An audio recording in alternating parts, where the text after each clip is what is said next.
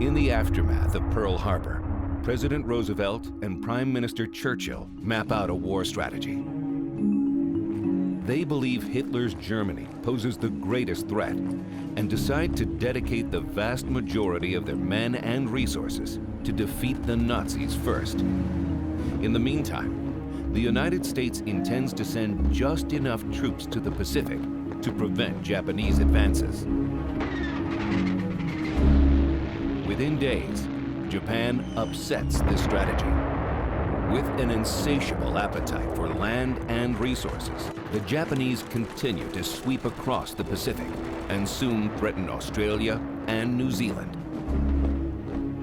This drive leaves Roosevelt little choice but to direct more of America's meager assets to the Pacific.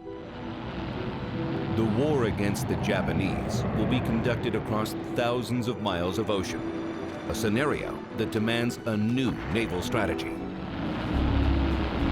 The outcome will be determined from above by planes launched from aircraft carriers and from below by Allied submarines strangling Japanese supply lines.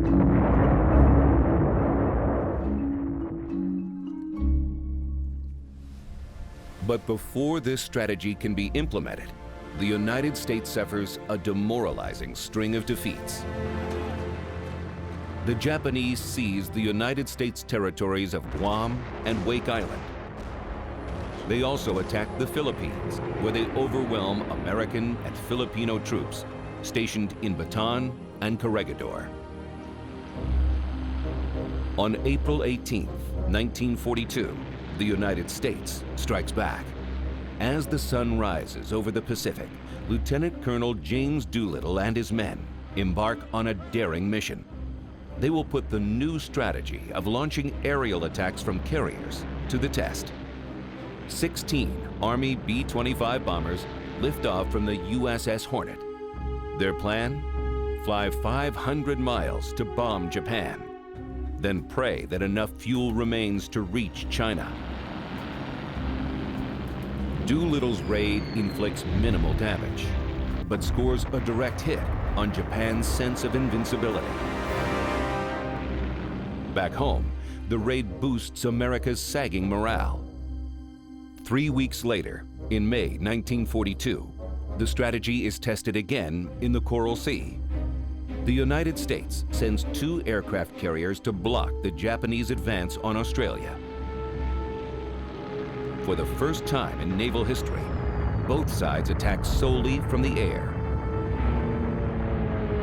The Japanese sink the USS Lexington and severely damage the Yorktown, while the Americans sink an enemy carrier and cripple 2 others. The Battle of the Coral Sea is a costly tactical victory for the Japanese, but for the first time, the United States has blunted Japan's relentless advance in the South Pacific. The question remains, can the Americans actually defeat a superior Japanese Navy? The real test lies just around the corner.